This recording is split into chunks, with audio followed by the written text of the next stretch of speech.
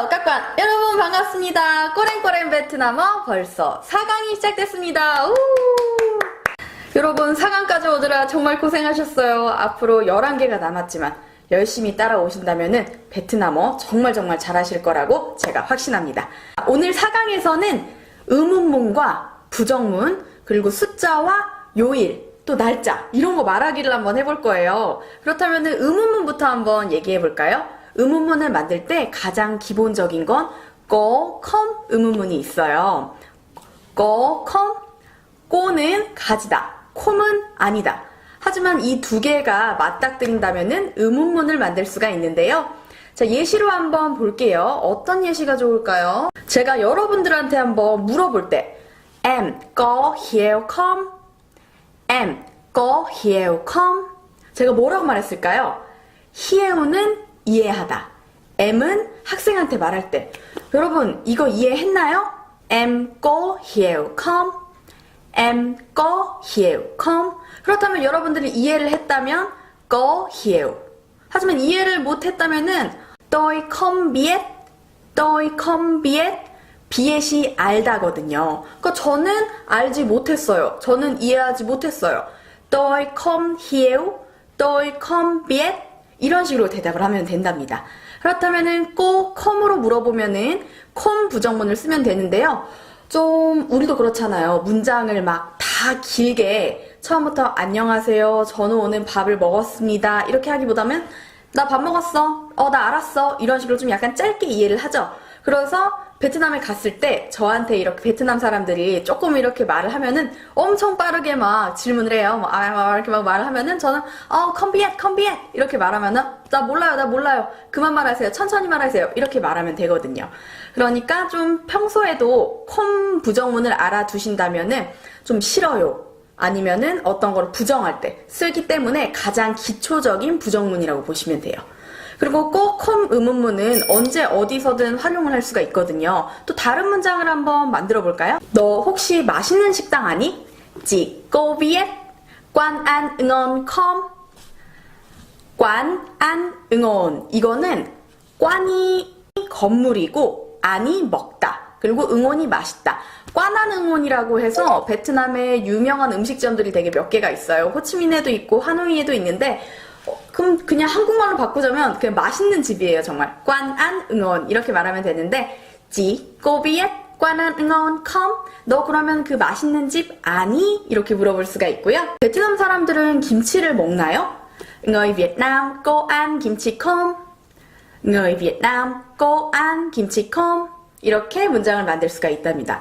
여러분 꼭 콤 의문문이 생각보다 되게 다양하게 쓰일 수가 있죠.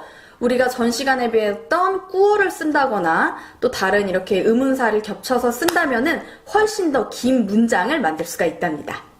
이 중에는 베트남을 가보신 분들도 있고 안 가보신 분들도 있을 텐데요. 저는 베트남에 처음 가서 조금 놀랐던 게 년, 월, 일이 우리나라랑은 반대로 쓰더라고요. 그러니까 일, 월, 년 이렇게 쓰여 있는 거예요. 하루는 제가 물건을 사고 있는데 유통기한이 2013년까지인 걸 파는 거예요. 그래서 이게 뭐야 했는데 알고 봤더니 일, 월, 년이다 보니까 그걸 착각한 거더라고요. 베트남에서는 이렇게 어순도 반대지만 년월일을 쓸 때도 이렇게 반대로 쓰거든요. 그래서 일, 월, 년을 쓸 때 어떻게 써야 하냐면 먼저 일에 해당하는 응아이 그리고 달에 해당하는 탕 그리고 년에 해당하는 남 이렇게 세 가지가 있답니다. 응아이, 탕, 남 이렇게 세 개로 외우면 되는데요. 조금 다른 점이 있어요. 우리나라 같은 경우에는 11월 7일 그러다 보니까 숫자가 먼저 앞에 와야 될 것 같은데 베트남에서는 숫자가 먼저 앞에 오고 응아이가 온다면은 그 기간을 이야기를 해요. 만약에 3일간 한다면 바 응아이 하지만 우리가 날짜로 말할 때 3일이라고 하면은 응아이 바 이런 식으로 응아이가 먼저 앞에 나와줘야지만 날짜지 만약에 숫자가 먼저 앞에 나온다면은 기간을 의미한다는 거를 잊지 마셔야 합니다. 이게 되게 중요하거든요. 그래서 예를 들어서 뭐 저는 7월 3일에 갈 거예요 했는데 3일간 7월에 갈 거예요. 이런 식으로 쓸 수도 있거든요. 그렇기 때문에 항상 조심하시고 숫자를 써야 한답니다. 그 다음으로는 요일입니다. 여러분 베트남에서는 요일을 쓸 때 드 한 다음에 숫자를 붙여주면은 그게 요일이 돼요. 하지만 우리나라랑은 다르게 일, 월, 화, 수, 목, 금, 토로 설정을 하기 때문에 일요일은 주녁 해서 주일, 주녁이라고 하고요. 드하이부터가 월요일이에요. 그래서 화, 수, 목, 금, 토일이 3, 4, 5, 6을 이렇게 붙여주면 되는데요.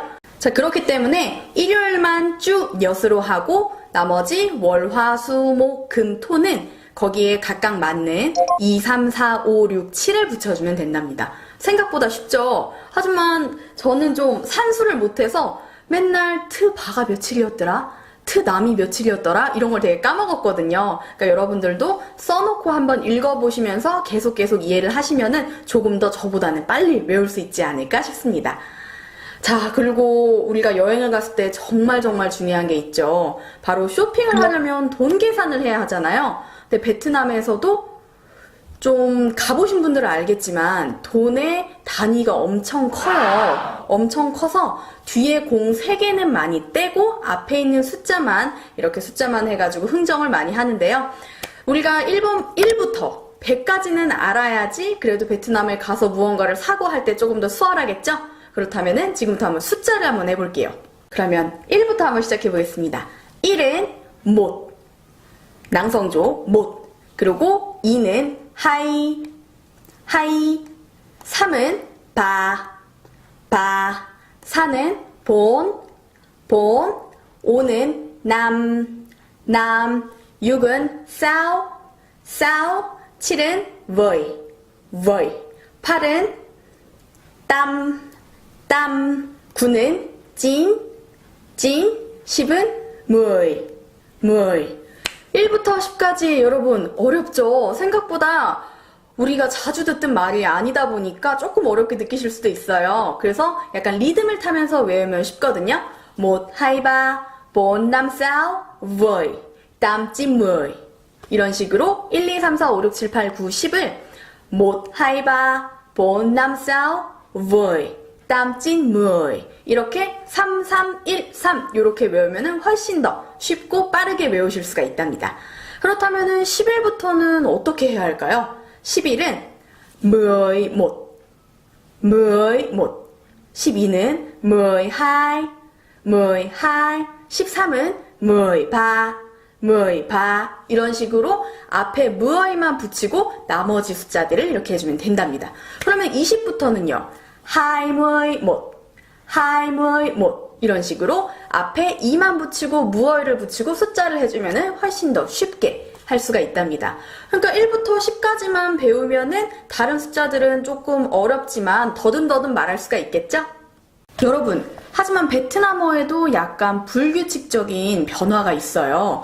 왜냐면 우리가 아까 전에 배웠던 년도가 남이었죠, 남. 근데 숫자 5도 남이에요. 그렇다면 이게 두 개 겹칠 수가 있겠죠? 그렇기 때문에 15부터 95까지는 남이 람으로 변한답니다. 그렇다면 15는 일반적으로 우리가 아까 배운 대로 한다면 mười 남이 맞지만 15부터는 mười 람 해가지고 람으로 규칙적으로 좀 바꿔줘야 돼요. 그리고 두 번째로는 20부터 90인데요.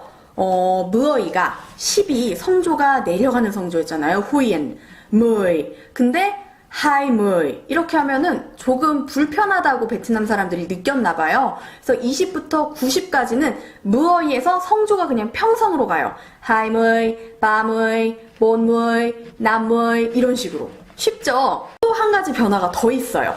20부터 90까지는 우리가 무어이를 쉽게 하기 위해서 무이 이렇게 평성으로 가기로 했죠. 그래서 못도 하이무이 못 하면은 너무 어렵기 때문에 20부터 90까지는 하이모이 못 해서 못도 올라가는 성조로 이렇게 바꿔준답니다. 마지막으로 변화가 있습니다.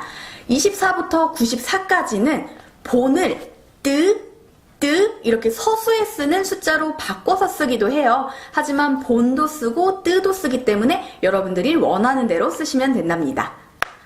오늘 4강에서는 숫자도 배우고 날짜도 배우고 요일도 배우고 그리고 의문문이랑 부정문까지 배웠어요. 와, 한 번에 너무 많은 정보가 들어와서 여러분들이 헷갈리실 수도 있을 것 같은데요. 제가 이렇게 포인트 강의를 해드리는 것과 투이 선생님이 한 강의를 계속 반복해서 보신다면 훨씬 더 이해가 빠르실 거고요. 나중에 입에도 붙는 게 훨씬 더 수월하실 테니까 여러분 예습보습 잊지 마시고 다음 시간에도 저희가 재밌는 강의로 찾아뵙도록 하겠습니다. 행깜라이!